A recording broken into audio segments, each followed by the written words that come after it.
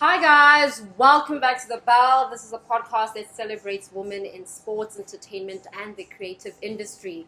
You know, to inspire people and young girls specifically who would like to make an impact in these industries. So what we're going to do is, we talk with, is it change makers, taste makers in these industries, to get to know like the in-depth of the industry and honestly their career stories, because not everything is linear as we've learned so far. So yeah, today we have Miss Phola Gumede, Phola Ayanda Gumede, also known as, is it Loveslavephola. Loveslavephola. Yeah. Love it. Yes. Love it. I think the best way to describe you is a creative entrepreneur, because you're a DJ. Yeah.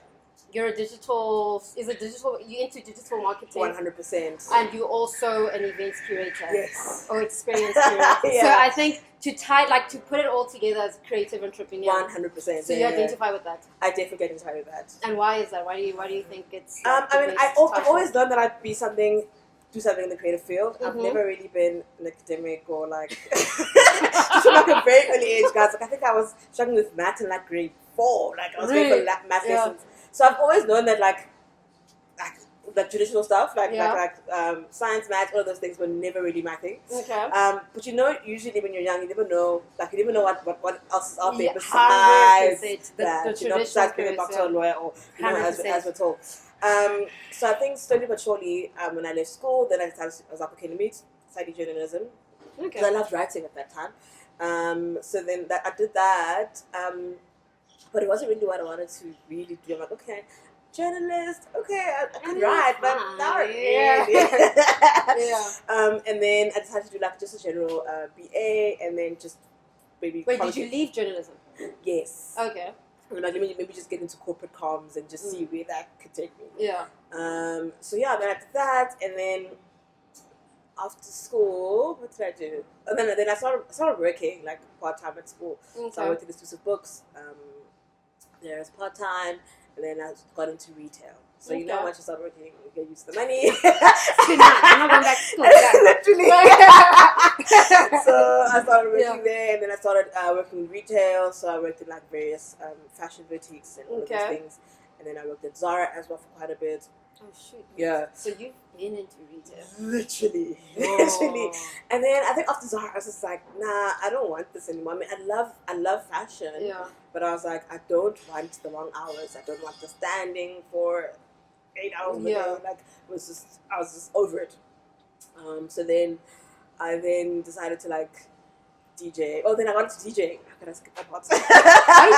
Were you still doing retail? So I started DJing, I think a bit after retail, because I was looking for something to do. So a friend of mine was he lived like a floor above me. He was staying in Main Street Life in Aboneng. Okay. So he lived the floor above me, and him and his brother used to they just like play randomly, like they just play anything, and just as chilling. Oh, yeah. So the one time I went there and they were doing it, and they're like, "Phola, join us," So like, okay, cool. So then I started joining them, and then it started becoming an everyday thing. I'd go there. It almost felt like we're doing like musical chairs, but for DJing. Like you play one song, I play another, that type of thing. So then that's essentially how I learned.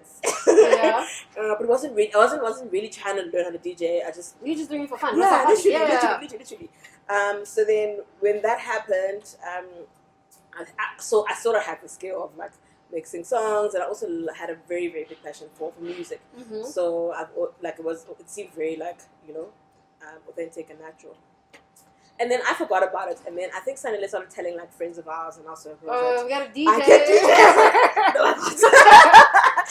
that. So they started playing for like friends' gigs, like Ayanda Janya, Boogie My Boy. She had like a styling event. That's cool. It was one like my first gigs. And then fast forward, I was working at another boutique in Bram called My Sister's Plaza. It was owned by Visa. So she is part of the Weekend Social. Oh, okay. The party branch that used to happen. So I used to work with her. And so she one day came into the store, and I was like playing really good music, I think. And she's like, "Oh, now you have really, really great taste in music." So it feels like you haven't, like you didn't believe in yourself. You were just like, "No, I didn't." I was like, "No." Yeah, I was like, "No, but guys, surely it's normal." Oh, like come on. Yeah. So it came naturally to you. 100%. So she was like, you have really great taste in music. And I was like, really? She's like, yeah. And then she's like, actually, we're starting this like amazing brunch party event, and I think we want you to be our DJ. I'm like, oh, okay, cool. And then I started playing there. I was like the resident DJ there. Yeah. And I think from there on, that was just like the platform for me to like. They believed in you. 100%. Like those first. 100%. That's 100%. So after that, like my DJing career just like took it out because like people obviously coming to the party and they were hearing me from there, and back then I was one of the few female DJs that we had. So yeah, I think that's basically my DJing career. Did you have anyone to look up to as a female DJ? I mean, I loved Vashti, but she wasn't really South African. But I loved Vashti. I still do.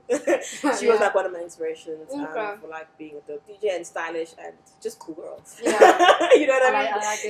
Yeah.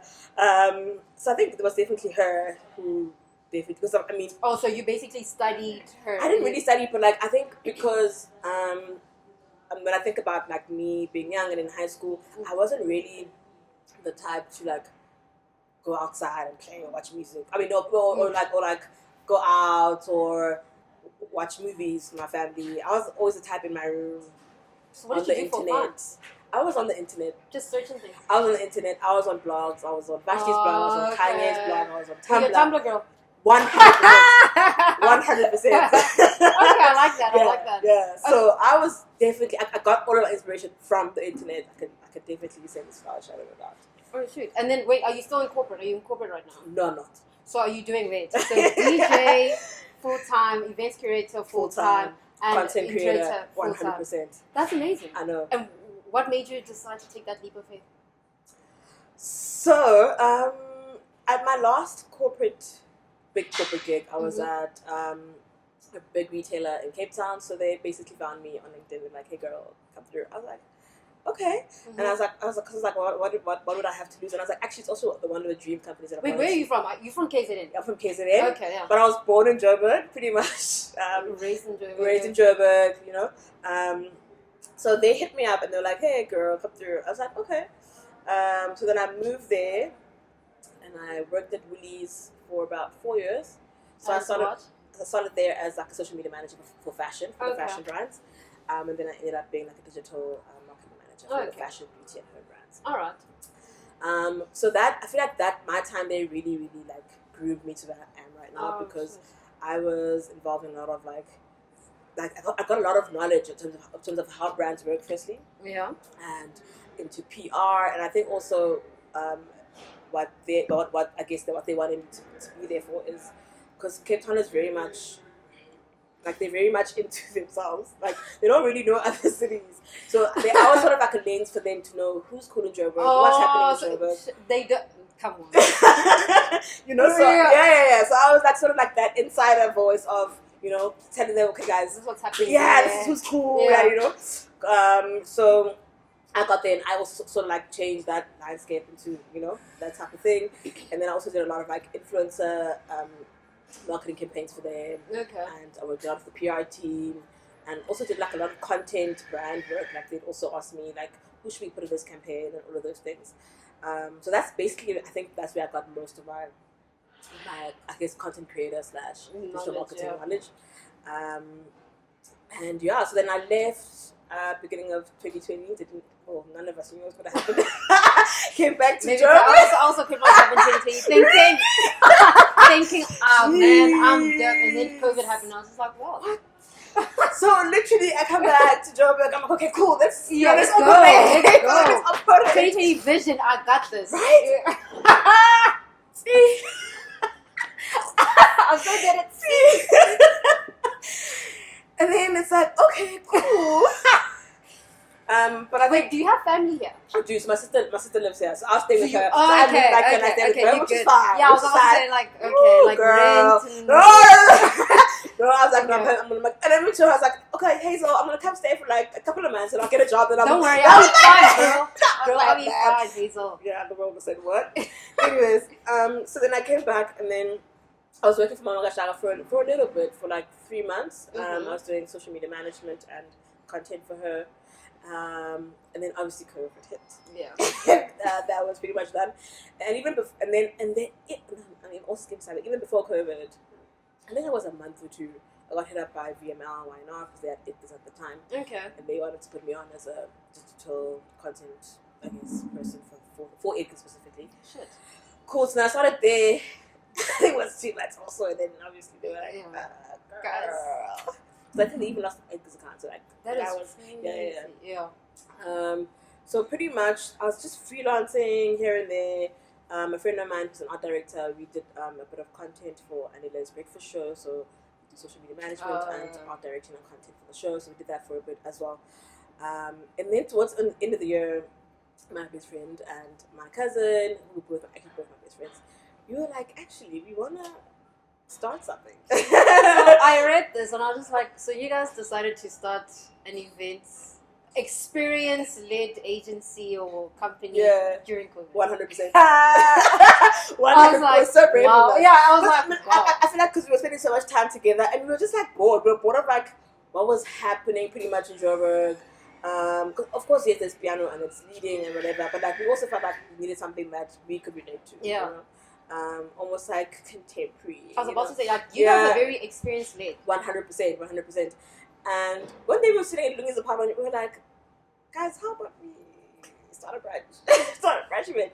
And we were like, okay. Literally, it was like so natural. And then I think the next week they started looking for venues. Then we found one. And then we just started like, and then first of all we had to come up with a name. So we knew what we wanted to do, but we didn't know what the name was. So we were like, okay, cool, let's look up some lyrics. So because you guys all love music. Yeah, because we're all DJs. So we're like, okay, let's maybe find some inspiration through music, as we would usually do. So we went, and then we're looking at stuff, and then the one time we were sitting, okay guys, we need a name. I think the first name we came up was like the Big Squeeze, and we're like, no, it doesn't really feel right. And then the one time Kami was like, Homie.Lover.Friend, and we're like, that's the one. Like that's just it. We were like, that's it, because the three of us, obviously the homie, the lover, and then like we're the friends to each other, and we like actually want our spaces to feel like they want to feel like people are at home and they can make friends and just a space for them to be. You know what I mean? That's amazing. So then that came about. We started it. Our first branch was November 2020. literally smack bang in the pandemic. But it was such a beautiful way because I think people were yearning for like something good as well. Obviously, I like how they daytime. Yeah. I love daytime events personally. Yeah. I've always loved them. That's me. Yeah. So like seeing what you guys do, I was like, this is amazing. Everything's all about the nighttime and stuff. 100%. I'm too old for the nights, guys. I'm too old. I don't think I'm too old. But you prefer my body is, you know what I mean? Like daytime is just so pretty. 100, and you feel nice. It's beautiful and it's so easy to connect to people. 100%. So we started our first one in November 2020, which was, but I think beyond that, we were just... You guys sold out, eh? Yeah. That's literally within like, I think it was like within like 4 days, we were like sold out. And we were like, oh shit. Like, because we were even scared, like, oh, no one will come, it'll be a flop. Yeah. Like, you know how you I can imagine those thoughts, yeah. And then it was just like a success, and we were like so taken aback. And then also, I think we also found the perfect like content team because we met up with the boys from Twofolds and Laneways. So I remember we were looking for someone to like take content of the event, and I was looking through Instagram because like, what do you do it? Because obviously you have a background for content and all those things. So I remember I was just looking through Instagram trying to find So you guys met them through Instagram? Yeah. Shout out to social media. Literally, shout out to social media. So then I DM'd them, I'm like, yo, we're trying to work with y'all for our upcoming brunch event, and and then the rest was history. They were like, yo, it's cool. And like till today, like they're still there. And they're our brothers now, like literally we hang all the time. And we've grown together also, I think, because even when they started with us, they were trying to get into the scene, but like now they've like blown up and also amazing way. So we had our first event in 2020, November 2020, which was, as I said, a roaring success. But it was also very it was so surreal because like we didn't think it would be like that far. But like, and then we had our next one. But like obviously we're on and off because COVID and lockdown and. But I think what also helped us is that we kept our events quite not intimate, I would say, but like I guess intimate, yeah. So that's what I think. That's what makes it feel homely and and lovely. And I think we're still trying to keep to that. I mean, we are growing, but like you want to keep we don't that want to go intimacy. too. Yeah, we don't want to go too. But that's the beauty about daytime events, because nighttime events you can't even know everything. Exactly. And then daytime events, like, you're so 100%. Yeah. Like people would like be like, oh my gosh, I can leave my phone here and go to the bathroom and come back and it's still there. You know, so stuff like that. That's like, okay, those cool. small things. Those small things, you know. But like, yeah, I think Homie.Lover.Friend just came about in a very beautiful way, because I came through with my marketing and my content background. Lungi came through with her art director background and her, I guess, her eye for art and all of those things. And then Kawi came through with her branding and her research perspective. So we all just came together so well, because we all have, you know, different strengths.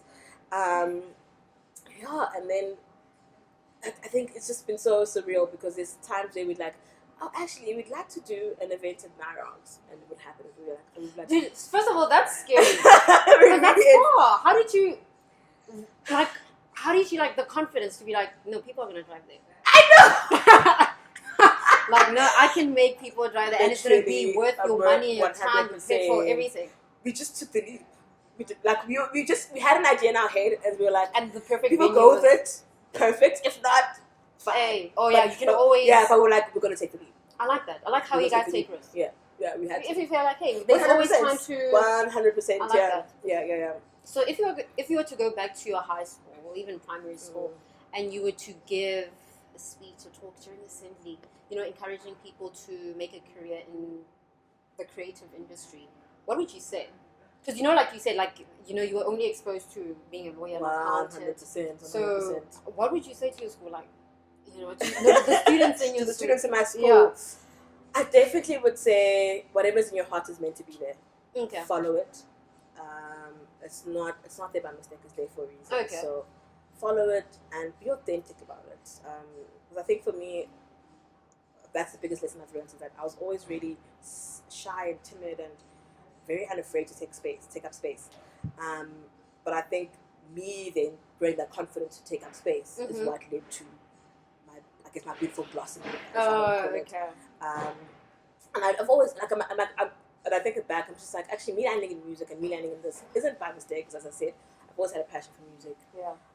In high school, I was on the internet, so obviously content would also be like a natural thing for me. So it's just sometimes those things that you have passion about when you're younger, sometimes do inform what you end up doing. Exactly. You know. So I'll just say, whatever's in it, go for it. Go for it. Just go for it. And then the high schools, like, what subject would you add? So maths. I dropped maths as soon as I. Because maths is always there, right? But like, I feel like creative subjects are not there. They're not. So I think I took. What did I take in high school? I took geography, history, business economics, English, obviously English, Afrikaans, and Zulu. Okay. What would you add? Or to the curriculum? It doesn't even have to be a subject. I think arts is a good subject, but it's very like fine arts. You want to be an artist. Like visual, exactly. Yeah, but sometimes we're all not visual artists. So I feel like there should be a subject that sort of bridges the gap between maybe theoretical art or marketing or something like that, but not specifically just like drawing. You know so photography, you'd add 100%. Yeah, you know, just that's something that makes it more diverse and not just. Exactly, because people learn, like, for example, graphic design and varsity. I'm like, but why don't we have 100%? Why even coding, babe? Like, exactly, stuff like that. Right now, fourth industrial revolution, we need coding in high school. 100%. Well, first world countries. Like primary 100%. So we do need those skills. Add stuff like that, like photography, graphic design, coding. Okay. Yeah. And no, I want to ask this question, but like in a very political. Okay. I don't want to insult, corporate or anything, but obviously your retail experience helped you to where you are right now, right? Yeah. But would you advise someone who really wants to be in your position right now to go to university, or would you advise them to take the leap into the school of life? So I didn't finish university. You don't have a degree? No. I personally need to finish school. Okay, same, but I think it was just, as you said, it's very hard, especially for our parents. like, no, you have to have a degree, Yeah. you have to. Yeah. And societal pressure, you know, they don't really get taken seriously without a degree. But I will, for me, but this is my journey. Yeah. This is my journey. Yeah, guys, we're not actually, I'm not going to This is my journey. Yeah, it's a very personal thing. Yeah. But experience for me has been the biggest Best teacher. teacher. 100%. I feel the same. 100%. Yeah. You also in British school. Yep. That's what I was dapping you, bro. Oh! Okay, oh. But we're not, guys. No, we're not encouraging. We're not encouraging. We're not encouraging. Yeah. Please, if you can go to school and finish, Please. do. Yeah, Please no. do. Because life is harder without a degree. I won't even lie to It you. really is. Yeah. It's 10 times harder. Mm. It's 10 times harder. And so not everyone's built to... 100%. Yeah. So would you encourage people to study in university? People who want to be in your position? Yes. Okay. I would. But I also would say don't rely solely It's not the end all on be all. 100%. Okay. And don't rely solely on school. Get out there and like network and meet people. And But how do you network? Like, how do you do that? I know network was such a Yeah. term, but like it's easier said than done. I think Yeah. for me, especially someone like me, I was very shy. Like, Exactly, I was very yeah. shy, not soft spoken, not really out there. But I won't lie. I feel like opportunities have always just gravitated towards me. I don't know how. No, I get it. So I have a theory. So Yeah. once you're in your space, once you're in your element, things just come to you. Yeah. So you don't have to force yourself. 100%, Yes. 100%. But obviously, I'll engage with it, but I won't just like Yes, be quiet. you're like, oh but my like, gosh, I'm like, I yeah. don't think I can't remember a time when I've had to actively, like network or. But like it's always good, like speaking to people and knowing people. Yeah. As shy as I With was, good I would intentions, yeah. I'd always make sure to like I would engage and I would chat to people and figure out who they are. Not just because I want to get something from them, but just to get to know, 100%. learn from people. Yeah. 100%, yeah. Oh, okay, I like that. And out of all, as a creative entrepreneur, what difficulties have you faced? Like, what's the most hardest thing you faced? And The hardest thing I've faced is inconsistent pay. My lord, my lord. But I get that. But I think you just have to learn to like be smart with your money. Okay. Yeah. But what is that? Like, as in, like, manage your money? Manage your money. Okay. Manage your money. Yeah. And yeah. where did you learn how to manage your money? I learned it myself, girl. Oh, so like in the way, like, yeah, I had to. Okay. I had to. Yeah. I like that. And then I want to, like, I really, okay, as a content creator, right? Because now that's also another avenue of income. And it's so weird how that came about. Sorry. Okay, explain. Every time I think about it, I'm just like, geez, man, this is so crazy. So I started DJing first, right? And Mm-hmm. obviously I was being booked for like various like brand gigs and whatever. And I definitely feel like my content or influencer type thing came about because I was a DJ, and maybe they thought I dressed well or whatever. But it wasn't my intention. Oh, shit. It actually wasn't my intention. Like I wasn't creating content or I was You were just posting. I was just yourself. posting for myself Yeah. because I That's love what you fashion, do, yeah. right? And I feel like that also just like came to me, like that found itself to me, and then obviously because I had the knowledge from my marketing and my digital marketing and my content background, it just came together so seamlessly. Then, Wow. yeah, That's, I like. So how many sources of income do you have? As a creative entrepreneur, I think, dude, that's the perfect title for you. Yeah. And I like how you, like we say, guys, life is so hard, right? Without a degree, but you just kept on chasing what you felt inside. 100%. And although you found one avenue, That opened so many avenues. Because as a creative, I don't think we all, guys, not even creatives, as people, we not multi- linear, 100%. Exactly. Like we literally are multifaceted, and we Yeah. have different interests. You're not just interested in one thing, Yeah, you know what I'm saying? Like 100%, we all have different interests. And you know what I've learned? So most of the guests that have been here, they're all saying everyone has like a lot of interests. 100%. But the thing is, we're taught to like one thing, and Yes, that's like be a lawyer, sharp. exactly that's it for the rest of your life. Well done. You can literally switch that actually and become a lawyer and become an artist, and then next day you can become an artist. Yeah. You know what I mean? So. And also because we change as people, like I'm not the same person I was 10 years ago, so I'm not the same 100%, interests as yeah. well. So as we grow, we also develop other interests, and I think we definitely need to go after them. What do your parents think you do? Like how do they describe it? It's so weird till this day. Till this day, Yeah. I don't think My family quite knows what I do. Yeah. They call it marketing. Okay. Fair. They call it marketing. They call it marketing. It's so interesting because my parents are the same. Oh, really? Yeah, I feel like parents back in the day, they were not taught about the creative industry. Not at all. Yeah, like they were just, Not at all. and which is fair though, because that's where I guess the return was. 100%, You know what I'm saying? Like that yeah. was the safest bet. Like you go to school, you get your degree, you get your traditional career, and then you are good. 100%. Would you go back to varsity? Okay. To do Definitely. That's a very good question. So I'll probably do like something like interior design. Okay. Or something that's like creative but also technical. Okay, but why interior design now? Like what sparked that? I also love interior design now. I've Okay. got a interest towards home decor and all of those things, so I'd like to expand on that.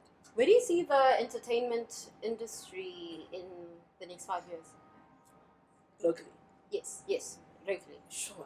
I mean, it's already blown up right now. I can't even imagine what it's going to be like in 5 years. Because during COVID, it was more daytime events. Like there was a lot of brunches. 100%. But like now, people are slowly going back into night. 100%. So now, what do you I think it'll be a good balance of daytime and nightlife. Because I feel like, as you said, you and I like daytime events. So we all have our own things. And people that like the nightlife can have. Do you believe in competitors? Or do you believe like everyone, like it's in the There's same space for everyone? There's literally Love space it. for everyone. I love There's it. literally space for everyone. I believe that. Like, because we all have different things to offer. 100%. And Everyone has a unique point of view. 100%. So, I like that.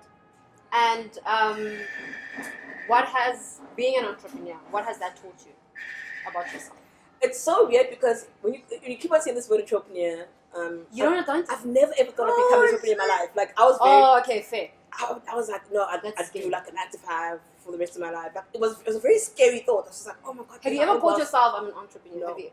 So this is. I haven't actually. Okay. I haven't because it's like it was a very like scary thing for me. I was just like, oh no, I wouldn't have the confidence or to do that.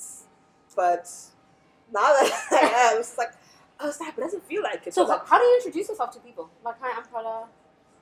Yeah, so I'm a Let's see the DJ, meeting. content creator. So you name all the. I name what I do. I name what I do. Yeah. Okay. Yeah. Because my older sister who raised me, so she's a lawyer and she also had like her own consulting firm. So I've always imagined her to be like an entrepreneur because my sister's very like outspoken and so you had an idea. So I thought entrepreneurs are like her, that, like her. organized. I thought entrepreneurs were like her. Yeah. So like for me, it was just like, oh snap! Like it was a very weird thing to come about, but also a very beautiful thing that just come about because then it just shows like anyone can do it. It's not just a specific type of person. I think it's just by your passion or by your will and What has that taught you about yourself though? It has taught me that what I believe and what I want is very possible. It's very possible. Because I used to doubt that a lot. So, yeah. Are you addicted to that feeling? Like, what I think about comes to reality. 100%. So like now, 100%. really? But like, I'm not really thinking about it. But not because I know it's possible. It's I just dream bigger. Oh, okay. But Yeah. is there a fear element in that? Like, what if it doesn't? Not as much as it was before. Oh, okay. Not as much as it was before. But obviously there'll always be a little bit of doubt and fear. Are you scared of failure or do you embrace Not it? at all. I embrace Nothing. it. So like, do you recognize like, oh shit, I'm scared of this, but like, hey, it is what it is. It is what it is. The thing is, I feel like trying and failing is how you get better. You're not going to be able to get better if you don't try and fail. Do you know what I mean? So being scared of failure, that means you want to be perfect, and you can't start off as perfect. That's true. You can't start off as perfect. You That's have true. to learn and try and do things. I like Trying that. is winning for me. Okay. And then lastly, which other woman would you like to see on this podcast? Ooh, that's a good one. Okay. Yeah. Just her? Oh, Okay, five. Give us three. Five. Three. Yeah. Ooh, okay, let's see. So I said Nandi. I would love to get Nandi. Oh, Zoe Muticha. okay. Who else? Jesus, so many amazing women. I can't even think right now.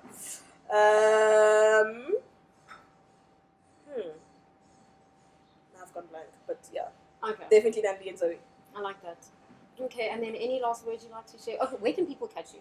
On socials, your work, your events? Yes. Okay, so my social media handles is at Loveslavephola, so Phola Phola. And then you can also follow our events page, which is called Homie.Lover.Friend. And then, yeah, you can catch me there mostly. Okay. Okay, guys. This is Phola. What inspired your handle or your nickname? So, I love this question. So, growing up, as I said, with my love for music, I used to love listening to like radio, especially with because they played like the old school jams and R&B. Do you still listen to radio right now? No. Yeah. I was listening to radio. I'll be honest. Yeah, No. okay. Yeah. So, like, I used to love R&B, or still do. I loved R&B songs and old school jams. So every time a song would come on, I'd be like, oh my god, I love this song. And then, like, my cousins and my brothers wanted to see me like, Phola, you love every song. Like, you love every song. Yeah. So when I started DJing, I was like, actually, it just felt like right, because I'm like, actually, my love for music got me to DJing. So I'm like, okay, I'm a love slave to music. Okay. Yeah. I like And I that. just put my name in there. I like that. Yeah. Are there people who walk up to you and say, dude, I really look up to you, I really enjoy what you do? Yeah, and it feels amazing, but also so surreal. I'm just like me. I'm like me. But I won't lie, it's so affirming. It feels, jeez man, it always feels. Yeah, it's affirming. Okay, I like what you do. I'm such a fan. Thank you so much. Thank you for taking the time. Thank you. Guys, this is Phola Gumede. Again, thanks for watching The Bell. I hope you learned a lot from this conversation because I did. Again, study if you have to. That's like the big study if you have to, guys. But again, don't forget to like, subscribe. If you have any questions, more questions for Phola, put them down in the comment section and I'll forward them on to her. But that's it for now. See you guys next time and bye.